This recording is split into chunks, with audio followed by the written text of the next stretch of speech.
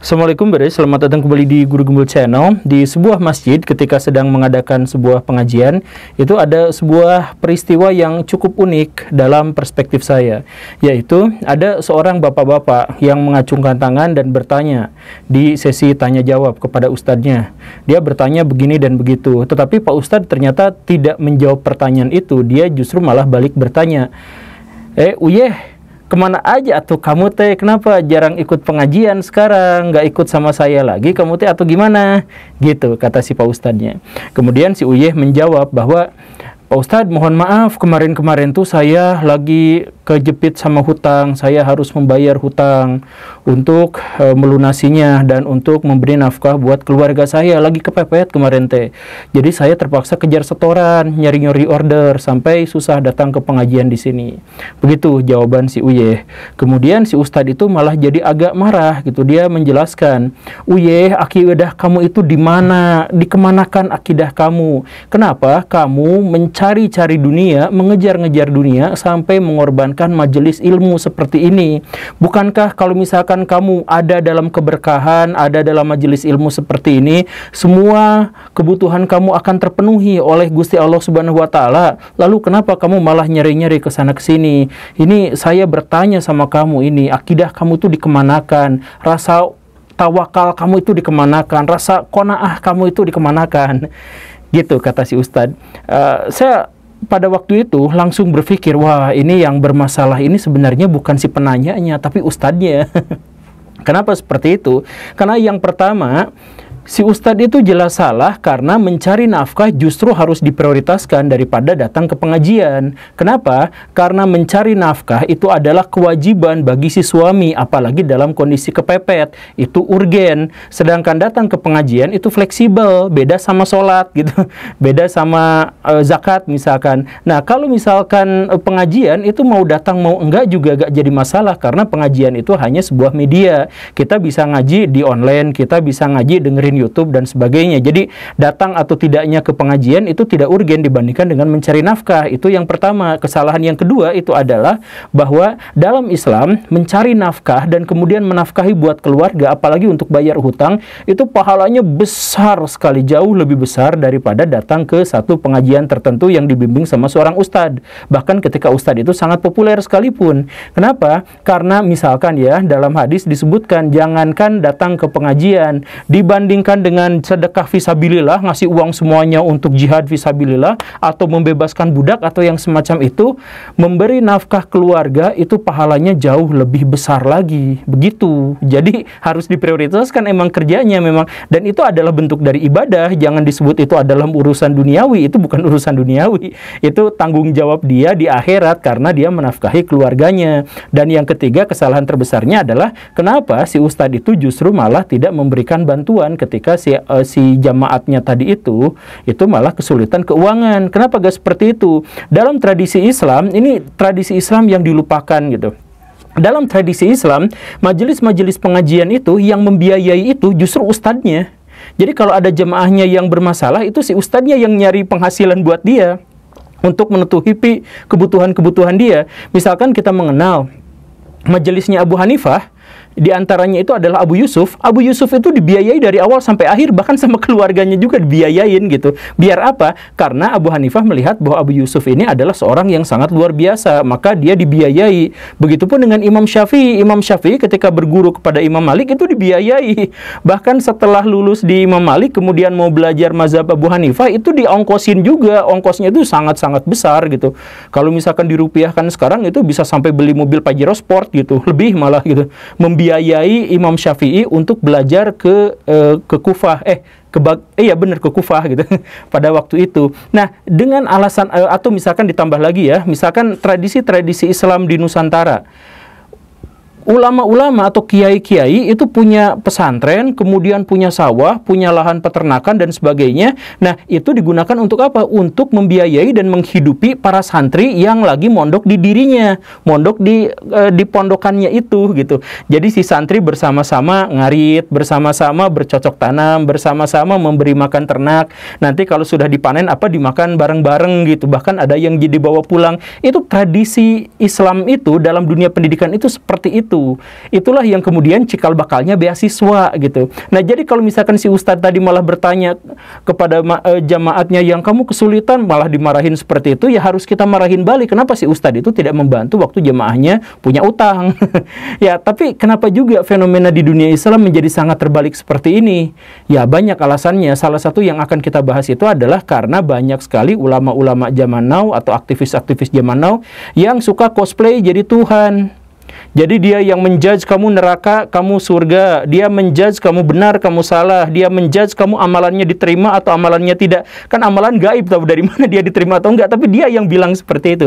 Nah, karena terlalu banyak ustadz yang cosplay jadi Tuhan, itulah maka banyak sekali tradisi-tradisi keilmuan dan tradisi-tradisi spiritual dalam Islam dipraktekkan secara terbalik. Simak videonya sampai tuntas untuk bisa memahami filsafat dosa. Yuk kita mulai.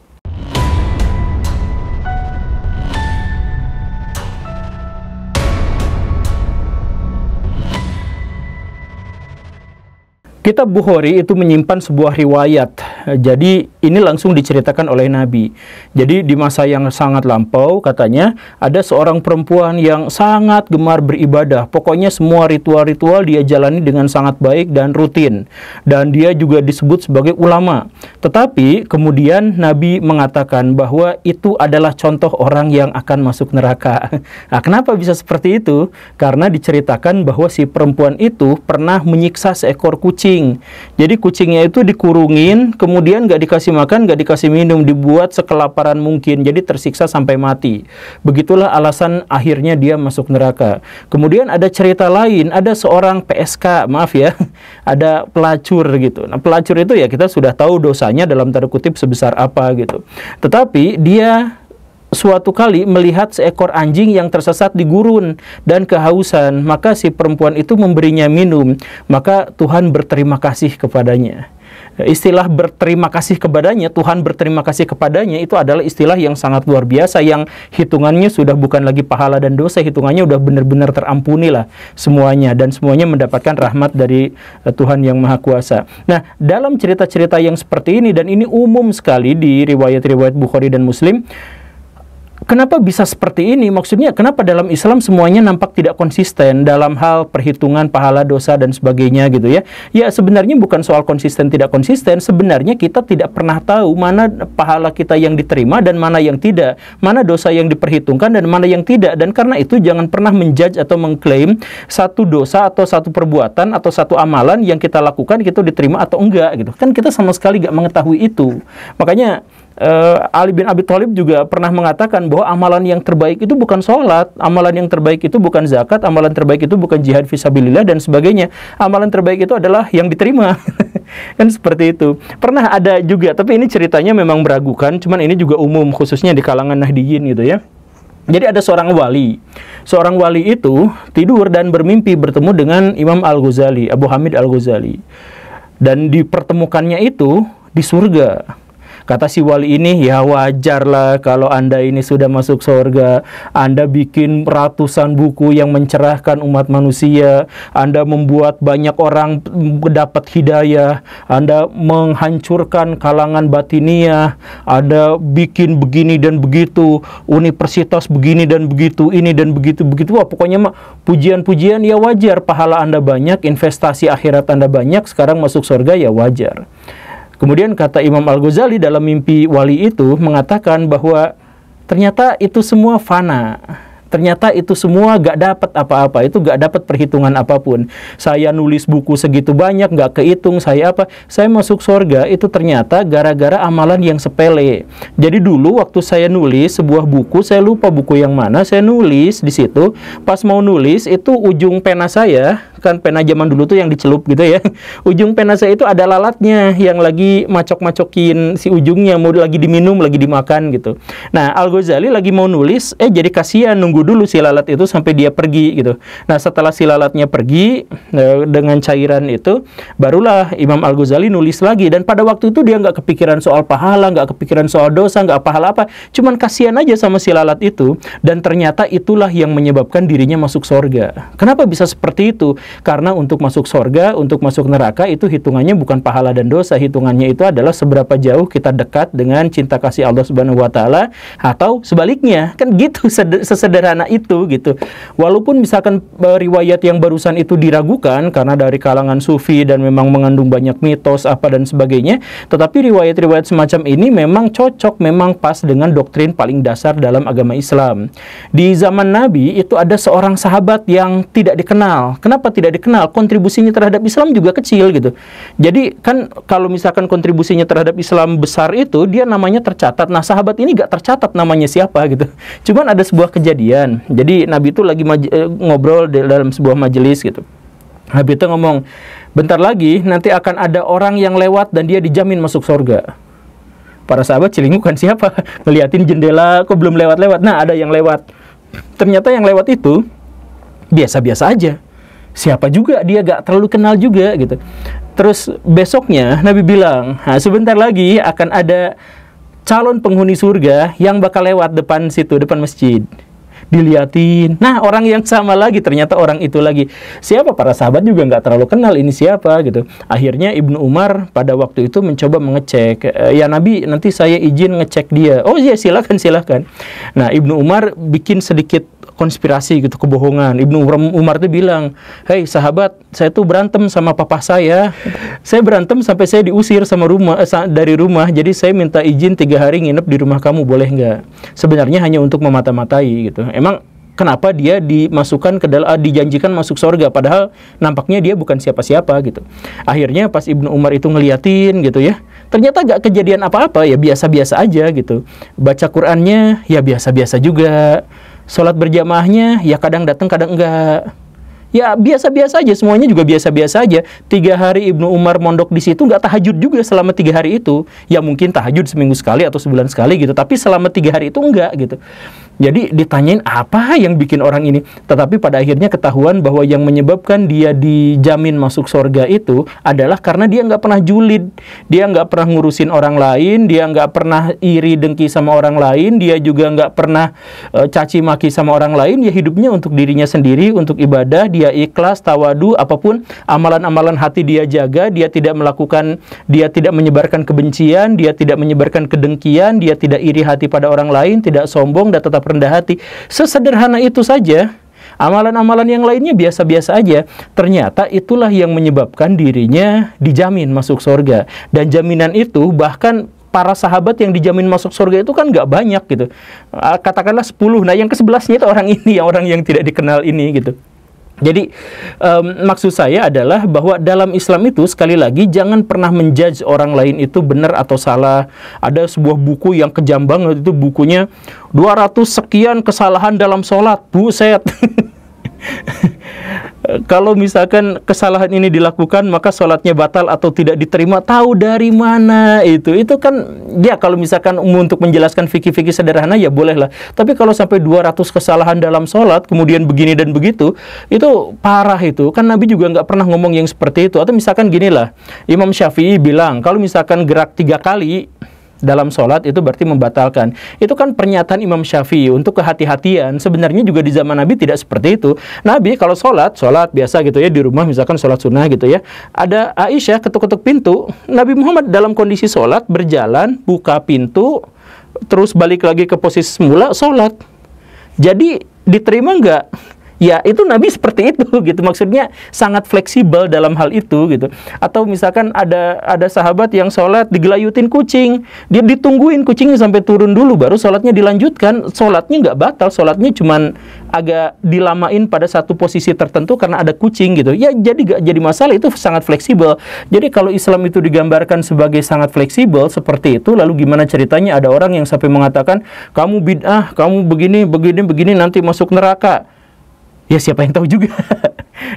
Kan iya, makanya sekali lagi gak usah cosplay jadi Tuhan, gak usah pura-pura punya bukunya malaikat Raqib dan Atid gitu ya. Kalau punya buku Death Note boleh lah, malaikat kematian.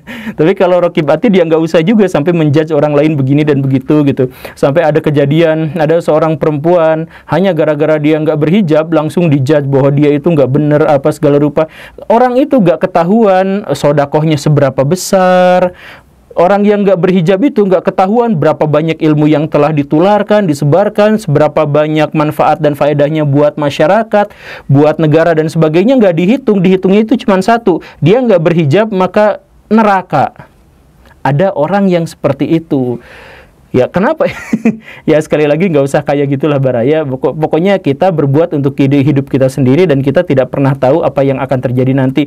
Kita juga tidak pernah tahu amalan mana yang akan diterima sama Allah Subhanahu wa taala. Apakah ketika saya ngomong bikin YouTube ini akan dapat pahala atau saya dapat AdSense tapi sama sekali tidak dapat pahala? Kan kita nggak ada yang tahu. Sesuatu yang gaib itu nggak berhak kita klaim. Dalam Islam itu sebenarnya sangat sederhana. Dulu tuh ada orang Arab Badui gitu ya, yang cupu-cupu gitu. Itu komplain sama Nabi.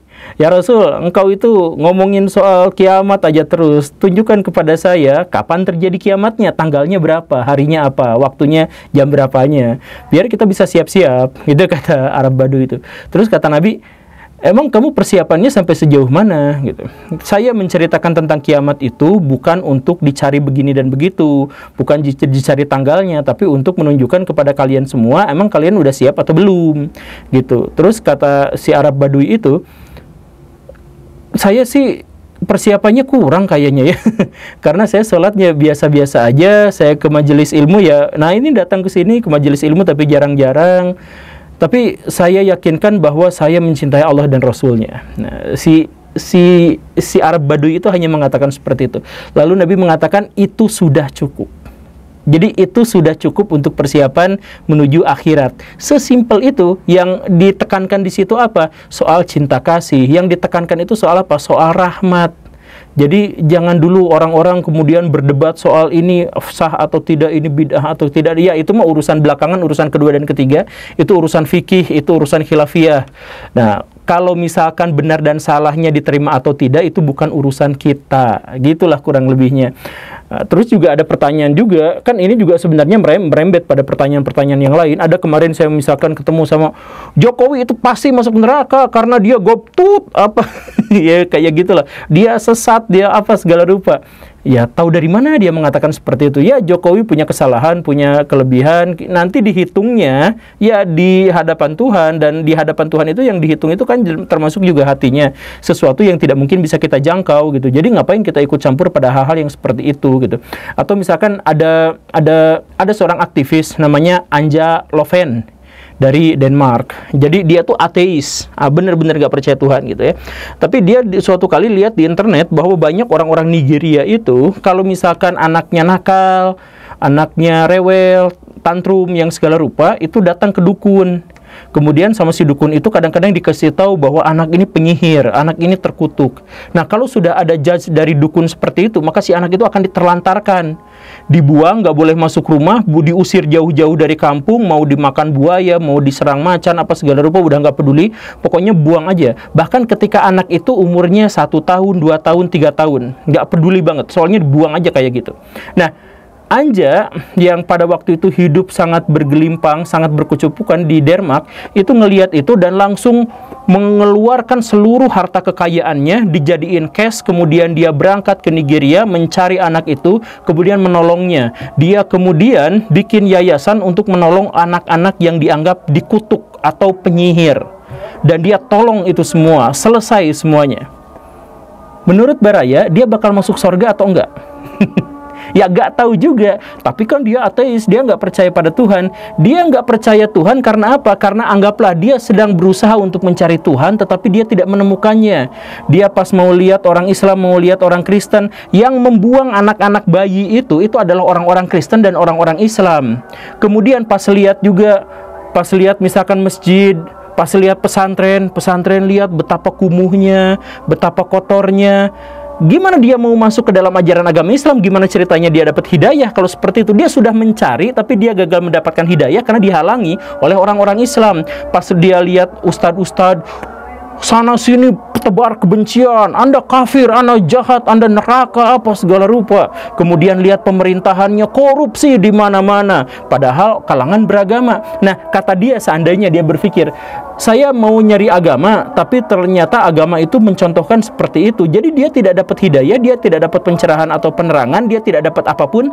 Gara-gara apa? Gara-gara dihalangi. Jadi menurut Baraya, ini kita nggak pernah tahu ya dia masuk surga atau masuk neraka, tapi menurut Baraya, dia masuk surga atau masuk neraka. Lagi-lagi kita hanya bisa menebak tapi tidak mungkin bisa menjudge. Dalam hal ini misalkan apakah Coki Pardede yang ateis itu masuk surga atau tidak, gara-gara pengetahuan dia soal agama itu dipenuhi oleh banyaknya misalkan cacat logika. Atau misalkan kita melihat Rocky Gerung yang dia itu ngakunya agnostik, dia sampai sekarang masih dalam perjalanan mencari Tuhan. Apakah kalau misalkan dia mati sekarang dia akan masuk surga atau masuk neraka dan sebagainya. Jangan pernah mengklaim sesuatu yang goib, karena kita bahkan tidak tahu apa yang terjadi pada diri kita sendiri di masa yang akan datang. Kalau mau cosplay, jangan cosplay jadi Tuhan. Terima kasih karena sudah menyimak. Saya Guru Gembul. Assalamualaikum warahmatullahi wabarakatuh. Azan asar, kedengaran nggak?